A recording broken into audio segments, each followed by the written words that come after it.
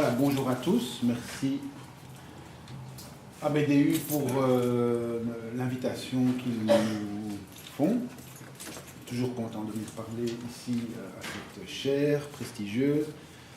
Et une fois n'est pas coutume, on va en effet un petit peu bouleverser le schéma traditionnel. Après le constat, les pistes de solutions, ici on a un peu bouleversé, mais rassurez-vous, je ne vais pas venir de toute façon avec des solutions. Ça saurait s'il en existait des toutes faites, mais plutôt avec des leviers à actionner par les pouvoirs publics, tant régionaux que aussi fédéraux.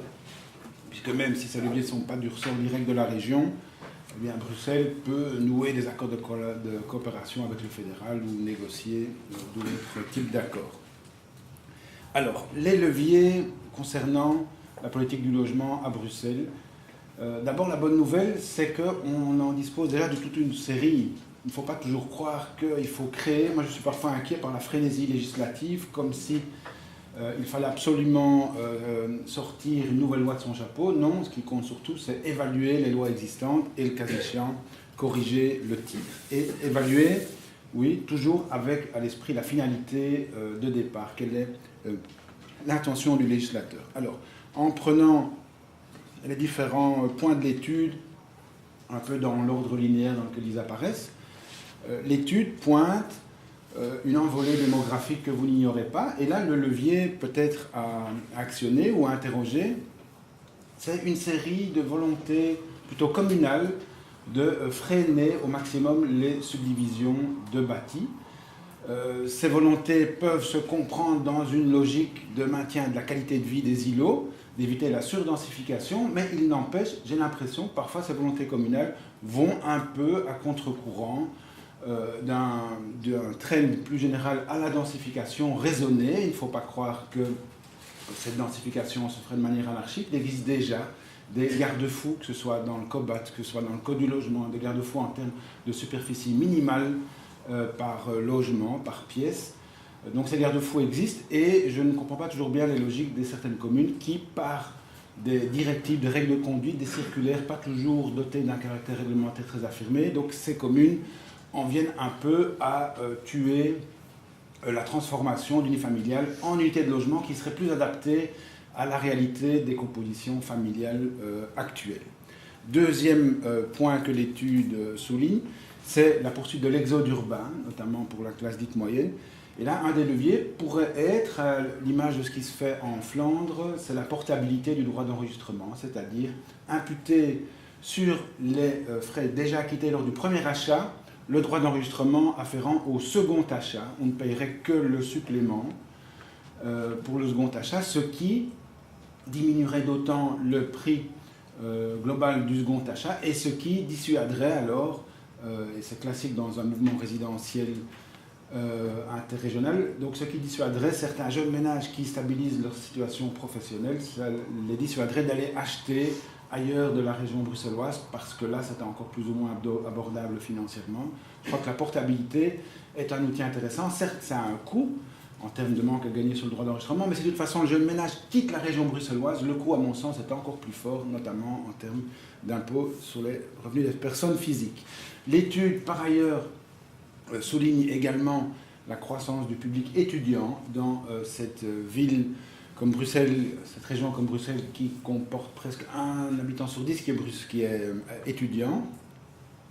Et un tiers de ces étudiants vit en colocation.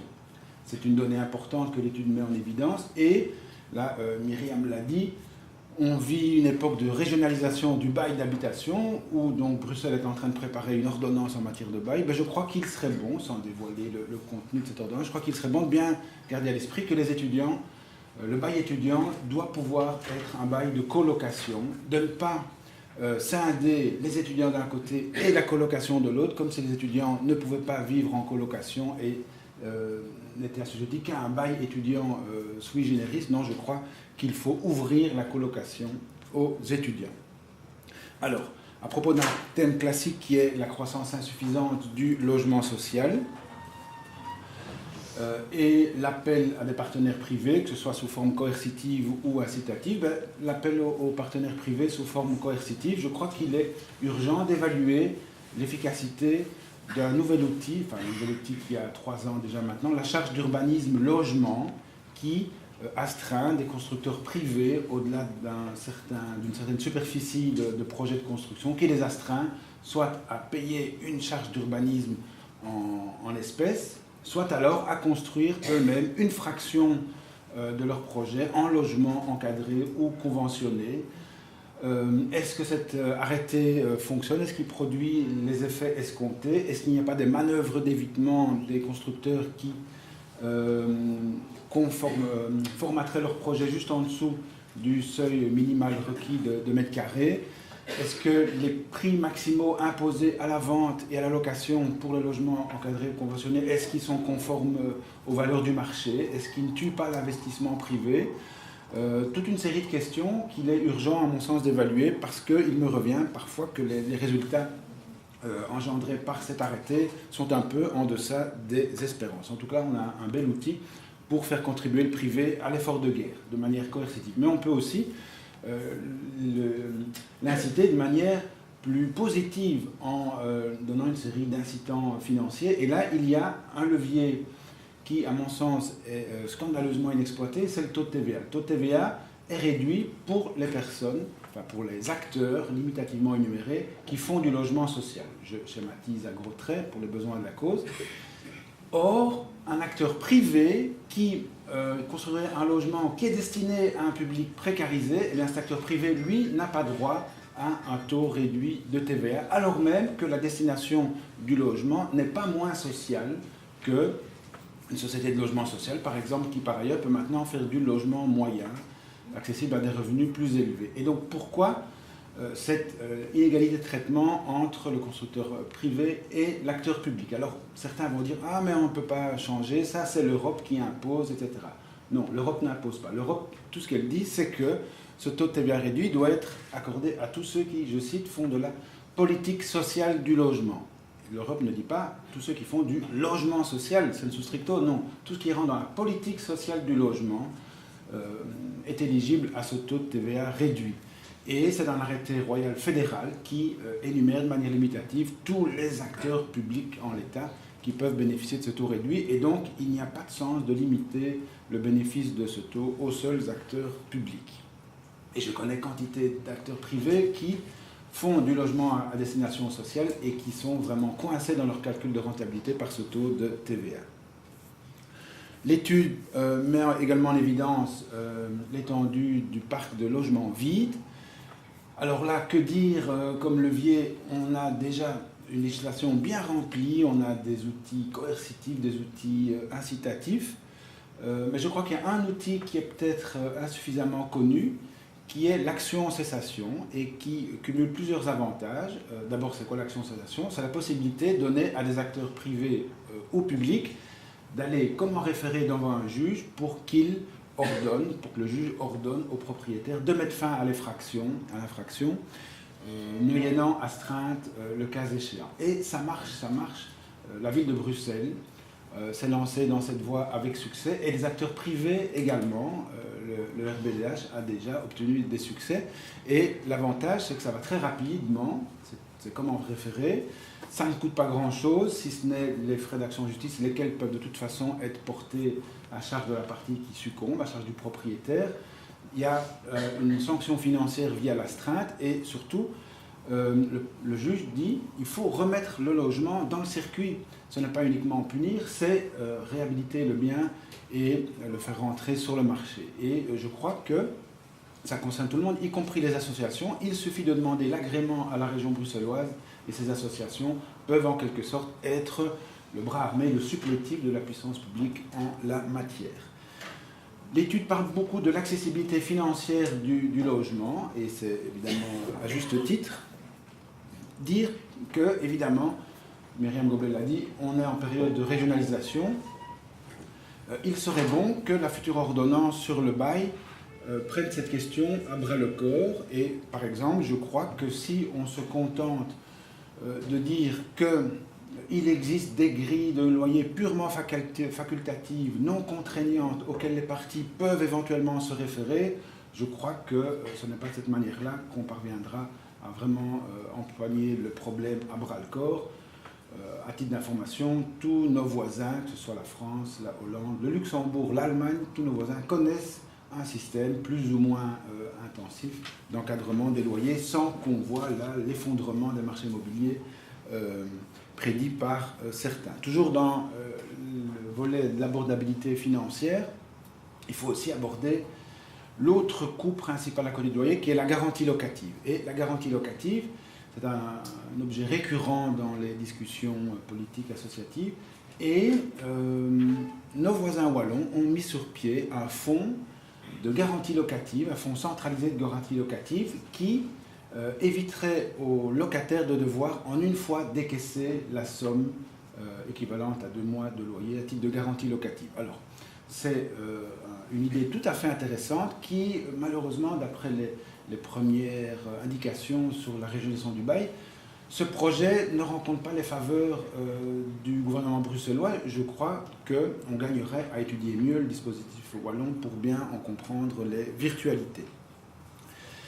La colocation et l'habitat groupé, on l'a dit, la colocation gagne du terrain notamment pour justement faire pièce à l'augmentation des loyers. En habitant à plusieurs, on dilue une série de frais fixes. Et là, il y a un enjeu urbanistique évident, évidemment. C'est que, au-delà des velléités communales pour freiner les subdivisions, on a des réglementations urbanistiques qui exigent l'obtention d'un permis d'urbanisme lorsqu'on crée une nouvelle unité de logement. Mais est-ce qu'en mettant de la colocation dans une unité familiale, est-ce qu'on crée une nouvelle unité de logement? Alors, je sais bien, pour les urbanistes stricts, ça va de soi, c'est une nouvelle unité de logement, mais moi je me réfère au texte. Et le texte, il dit quoi? Le texte, sur le plan urbanistique, il dit qu'un logement, c'est un ensemble de locaux destinés à l'habitation et formant une unité de résidence. Où est-il dit dans le texte que cette unité de résidence devait s'entendre du point de vue affectif, conjugal ou sexuel? Est-ce qu'on ne peut pas avoir une unité de résidence toujours, mais avec des gens qui certes habitent ensemble, mais ne couchent pas ensemble, ne sont pas mariés ensemble et n'entretiennent pas de relations affectives? Est-ce qu'on ne peut pas concevoir un autre type d'unité de résidence non exclusivement conjugale, affectif, sexuel? Alors toujours dans la colocation, un autre enjeu, il dépasse cette fois-ci l'échelle de la région, c'est le taux des allocations sociales. Tous ceux qui ont des envies de se mettre en colocation sont tout de suite freinés par la perspective de perdre leur taux isolé et de tomber dans le taux cohabitant avec des pertes sèches qui peuvent aller jusqu'à 300-400 euros par mois, que ce soit pour le revenu d'intégration sociale, le chômage, la GRAPA, etc. Et donc là, il y a un enjeu majeur. On ne peut pas continuer de la part de la région à prôner un type d'habitat groupé, à favoriser le vivre ensemble, sans en parallèle aller faire pression auprès de l'État fédéral pour qu'il mette fin à cet anachronisme du taux individualisé, isolé pour les personnes, pour certaines personnes, et le taux cohabitant pour certaines autres, malgré qu'on ne vive pas nécessairement en couple. Donc là, je crois qu'il y a un travail à faire de lobbying auprès du fédéral. L'étude montre aussi, et c'est très intéressant, la sous-occupation qui frappe certains biens, généralement situés en seconde couronne. On parle toujours tout le temps des logements suroccupés, avec trop d'occupants par rapport à la superficie, mais on a beaucoup de logements sous-occupés, avec des chambres qui restent vides, des étages entiers qui restent vides consécutivement au départ des enfants, essentiellement. Et là, il faut pousser l'habitat intergénérationnel. C'est un levier important, mais peut-être qu'il faudrait concrètement davantage aider. Comment? On peut faire comme on fait avec les AIS, réduction de précompte immobilier pour les propriétaires qui confient les étages vides à une association d'habitat solidaire. D'ailleurs, il y a des AIS qui sont spécialisés dans ce registre-là, mais si on accorde cet avantage aux propriétaires qui passent par une AIS, on pourrait éventuellement l'étendre à ceux qui passent par de l'habitat intergénérationnel. Autre avantage, malheureusement, il est du ressort du fédéral, c'est la majoration du revenu cadastral en cas de mise en location du bien. Chaque propriétaire bailleur voit son revenu cadastral augmenter de 40%, ça peut se comprendre puisque le revenu cadastral est complètement déconnecté par rapport au loyer réellement perçu.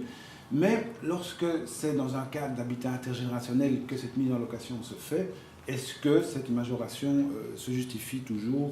À mon sens, non. Et alors, pour terminer gentiment, l'accès à la propriété, l'étude en fait état, évidemment, en montrant que malgré l'éventail des mesures déployées, qui d'ailleurs coûte cher, malgré l'éventail des mesures déployées, le taux de propriétaires stagne à Bruxelles, voire décline. Là aussi, il faut s'interroger, et on est dans un moment charnière, puisqu'à partir du 1er janvier 2007, va rentrer en application le nouveau régime du bonus logement, avec suppression du régime actuel et remplacement notamment par une extension de la quotité du coût d'achat qui est exempte de droit d'enregistrement. Alors, on ne va pas faire une conférence sur la réforme du bonus logement, mais il faudra surtout évaluer si cette réforme rend compte son objectif de départ et si, concrètement, elle résout les problèmes attachés à l'ancienne mouture, à la mouture fédérale. Et le problème principal était que le bonus logement ne remplit pas l'objectif qui est d'aider ceux qui n'ont pas les moyens de devenir propriétaires, de les aider à franchir le cap de l'acquisitif. C'était ça le grief majeur qu'encourait le régime précédent. Finalement, c'est qu'il était surutilisé par des personnes qui, de toute façon, allaient quand même devenir propriétaires, n'avaient pas besoin de ce petit coup de pouce pécuniaire, ce qu'on appelle l'effet d'aubaine. Donc, il faut s'assurer maintenant que l'argent régional soit bien utilisé à remplir cet objectif-là. Parce que sinon, il vaut mieux utiliser l'argent à autre chose. Il faut que les politiques publiques soient le coup de pouce décisif sans lequel le changement de comportement n'adviendrait pas. Voilà, je vous remercie pour votre attention.